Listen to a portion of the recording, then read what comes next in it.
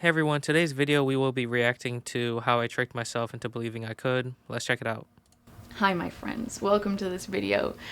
9 years ago, I made a decision that actually changed my life, and I know that that sounds super dramatic, but it's true. I have always been a creative person, and I dreamed of having a life where I could focus on making art. I knew that I wanted that for myself, but as an 18-year-old, I was sort of steered in a safer direction. But How do you know what you want for yourself at that young of an age, like genuinely? after 4 years of university studying landscape architecture, I felt like I couldn't ignore what I truly wanted for my life anymore, and that was to be an artist. So I decided to take a chance on myself and really go for it. And I wanted to read you a little entry in my journal that I made shortly after making this decision, and this was when I had just started my art Instagram page, and I was kind of like preparing a description for a post that I was about to make.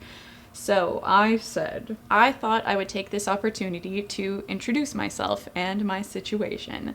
My name is Brooke Cormier. I'm 22 years old and I just graduated university, receiving a Bachelor of Landscape Architecture. And I want nothing more than to be a full-time artist. It's a pretty scary thing going down this road with looming fears of having no security, no benefits, blah blah blah, but it's the road I'm meant to be on. Art is my passion, and although I can expect some failures in the future, I was born with a natural talent that I intend to foster. Why did it take her 4 years and graduating with a degree to realize this?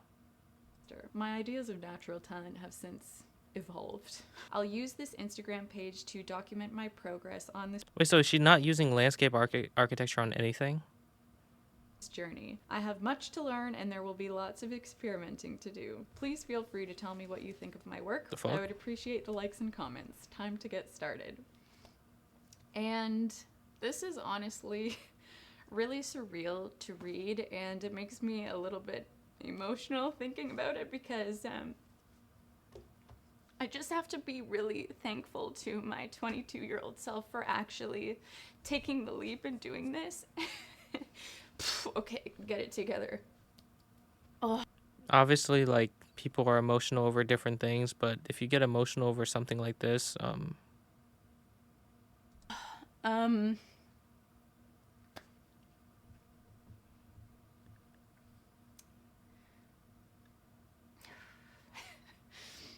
I can honestly say that I love my job and I feel so, so grateful to be able to do this and to be where I am. I feel very, very lucky to have this kind of like knowing inside of me that this is what I'm supposed to be doing. Like, I'm on the right path. And yeah, and I'm just really, really grateful that 22-year-old Brooke really decided to take a leap and do this for real, because I honestly don't know where I would be today if I hadn't done that. And thank the Lord that I did. Ooh. are these what they call Wow, okay, I crocodile wasn't tears? expecting to I'm get not so really sure. emotional. Here we are. Yeah, I think that it kind of takes some bravery to chase your dreams, and so I'm really happy. That's it. I'm really happy that I did make this decision, and I was brave. But I also think that there is kind of a misconception about chasing your dreams, and that's what I want to address in this video today. But if you don't mind, I am going to work on a commission while I discuss this topic with you. So I'm gonna get painting and we will get right into it.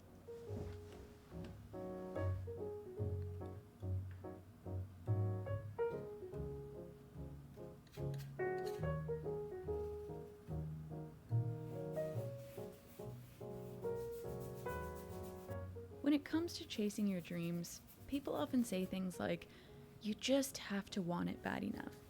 But I think that's kind of BS. People have shit advice nowadays, nothing sticks. Yes, having passion and desire is very important, but besides the obvious limiting factors like socioeconomic status, geography, access to resources, and things like that, what I External think is the factors. main hurdle of pursuing one's dream is confidence, believing in yourself. You can want something bad enough, but if you don't believe that you can do it, it's not going to happen. I put out a Google form a couple years ago on Instagram asking people what is the central issue they are facing in terms of pursuing their art careers. And after reading through hundreds of forms, I was surprised to see just how many related to confidence. So, what is confidence? I would define it as accepting and trusting yourself. It's the willingness to continue trying to solve each problem that you face. It's believing that you'll discover a way to make goals and ideas work. And listen, I know that all this believe in yourself advice is kind of like beating a dead horse, but I sort of have a different perspective on it that I think you might find helpful. Let's take a moment to imagine a person, an aspiring artist. This individual has no talent, no fancy education, no money, and no support system. But what they do have is confidence. I think that we can both agree that this person would have to be a little bit delusional in thinking that they could actually make a full time career as an artist, right? Exactly. The word delusional often has a negative connotation, but in this case, I believe it is both a positive and necessary thing. I want you to think of the term positive delusion as a tool to cultivate confidence. So, what is positive delusion? For me, it's simply adopting a positive belief about yourself before that belief actually comes true. It's like the rose colored glasses you put on before you look at yourself in the mirror. It's assuming the role of your aspired self before you actually become them.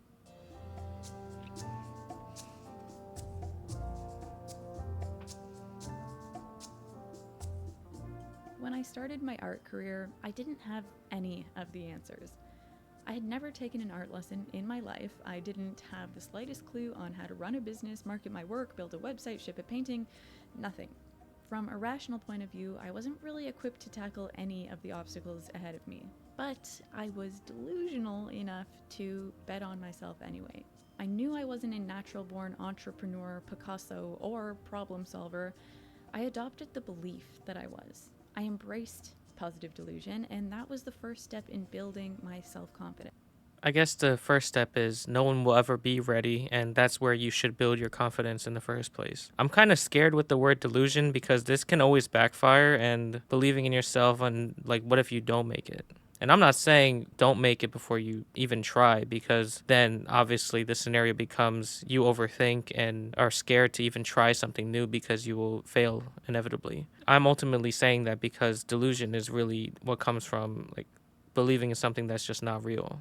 That's why I wouldn't use the word delusion because like believing in yourself shouldn't be called positive delusion. It should have a different word to it. Self confidence is something that a lot of people struggle with, but what I think is a common misconception is you either have it or you don't. Even if you're not feeling confident now and you're having trouble believing in yourself, that is something that you have the power to change. Self confidence is not a fixed trait. To quote Venus Williams, just believe in yourself. Even if you don't, pretend that you do, and at some point, you will. This has been scientifically proven. Our beliefs about ourselves can actually shape the way our brains function, and Hmm. shaping the way our brains function can impact our reality. We have all experienced negative self talk, that little voice in the back of our head that tells us we aren't good enough. But what we have to realize is that if we don't address it or become aware of it, it'll turn into a habit and trap us in a vicious cycle of self doubt. Often, People might think I'm capping, but I even love going to my full-time job like before I even do YouTube videos. And that's just genuinely because I let my mind understand that this is not something I hate, not something I dread doing every day. And even if it's something that you don't want to do in the long term, it's something that you should still appreciate because it's still a part of life. these negative things we tell ourselves are based on irrational fears and not backed by any evidence. They're not facts. But they can become facts if we let them impact what actions we take in the real world. Luckily, with a bit of help from our positive delusion, we can replace negative self talk with positive affirmations, which allows us to cultivate self belief and confidence. For example, if you're struggling with something, instead of saying, I'm not cut out for this, try saying, I'm still learning, and I know that with practice. Bro, 100% she's right about this. The words you use matters. Honestly, it's that self-talk that you give yourself, because obviously we know what self-talk is when you're not giving yourself the right advice. Like, I'm a loser, I'm a failure, I'm nothing. That you're just going to continue being nothing, and your brain's going to be like, oh, accept this. You are that. You are worthless. But your brain is not actually going to disagree with you, because when you start saying something, your brain already believes it because that's your brain. And so we just got to fix our self-talk we got to take advantage of the words. Like, that's the more self-aware you get, the better you can get at rewiring your thoughts into self-talk that actually benefits you. This, I will get better. Over time, practicing positive self talk can help rewire your brain to believe in yourself and your abilities. Because we are artists and often visual learners, let's look at this with the following analogy. Think of your brain like a forest. In this forest, there are pathways, some less traveled, some more traveled. The more you wander down a path in the forest, clearing the way of rocks and branches, the easier it becomes to travel down in the future. When your mind is left to wander running on autopilot, it often defaults to walking down the easiest, most well traveled path that it can find. What if this path happens to be the one paved by negative self talk? What if that is one of the most well traveled trails in your forest? Perhaps we should do a little landscaping? Finally, my degree is coming in handy. Let's start by taking our brain off of autopilot and being intentional about where we want to go in our forest. It seems like there's a commonality behind the word intention and choosing things in life. To help, why don't we use a compass to guide us? This compass is our positive delusion.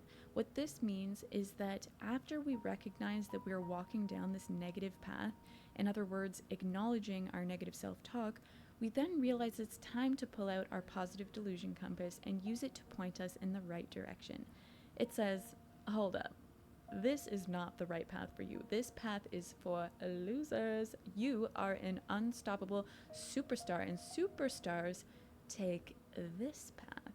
Now, turning down. I mean, the way she's been explaining this whole video has been a bit cringe, but honestly, like, as someone who's taken art classes and at least like appreciates art, I will say like her art's very good and her message is actually pretty good. So I'm honestly surprised. This new path might entail some bushwhacking at first because it's far less traveled, but we are able to clear the path with our positive self talk. Every time you tell yourself that you're a perpetual problem solver, you flatten some of the undergrowth. Every time that you say you're learning and growing, you clear a branch out of the way. And eventually, this new path will become the easiest course for your mind to take, and the old path, forged by negative thoughts, will be engulfed by the forest. The most She did have a good point right there, but the concern I have is that it is easier to go down that negative path. Like, it's easier to be a Sith and fall into your rage and hatred than it is to be a Jedi and hold out hope. And so my concern is really that threshold before you can even go onto the other path and rewire your brain is by reflecting on yourself and what your path actually is right now and how much energy that is draining from your life. amazing thing about this is that the more this path is beaten by your positive thoughts, the deeper it's carved into the earth. And this Mm-hmm. permanence represents our core beliefs about ourselves. Thinking about yourself as a problem solver becomes knowing yourself as a problem solver. From there, the beautiful blossoms of self confidence will line your path to success, and you no longer need your positive delusion compass to guide your way because it will no longer be delusion. It will actually be real. This has been my experience. Over time, I used my positive delusion to cultivate self belief and confidence. Every little success I experienced and every little step in the right direction reinforced my belief that I had what it takes to become a full-time, successful artist. On the flip side, if you believe that you are an unsuccessful person, that you aren't smart enough or talented enough to achieve your goals, your mind will. Wow, this is probably one of the best videos with a message that like actually makes sense that I've watched from this channel. So, or not this channel, obviously, I meant on my channel, but it's actually a very great video. Take every little failure or setback as evidence to support that. It is very important not to ground your confidence in ability, especially when you're at the beginning of your artistic journey. Confidence must be grounded in belief. And in this way, it's helpful to be a bit delusional. Use positive delusion as a tool to gain confidence. Let it help you build resilience and motivate you to keep trying. And once you actually start finding success, which you will, I do want to say one thing though. We will always have negative thoughts. We will always have anxiety. We will always have things that slow us down on this path. And obviously, I'm not saying to ruminate on those thoughts and to keep thinking negatively, but I still have yet to see somebody kind of give the opposite angle where they're not actually talking about how to think more positively and think of this positive delusion self-confidence style lesson. I want to hear more of like how do you handle all of that overwhelming anxiety and fear that you have for yourself that even stops you from even thinking this way in the first place. no longer a delusion. You have facts to base your confidence off of.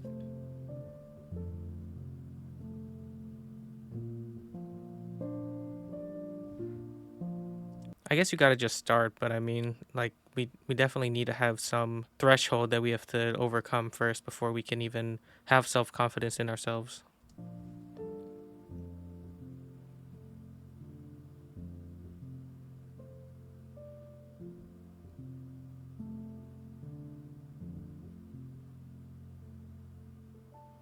Remember, you don't need to learn everything before you start. Just start and trust that you'll figure it out as you go. And do not expect perfection because your journey is not going to be perfect. Nobody's is. But You know, this is exactly why I'm thinking I just immediately thought of the people that listen to this advice and take a chance on themselves and then inevitably fail. And obviously, like, it might be something out of their control. It might even be in their mindset. Honestly, seeing that in my mind right now, like, thankfully, I'm not as sensitive as I was anymore. That would literally hurt me. it's going to be special and unique and yours.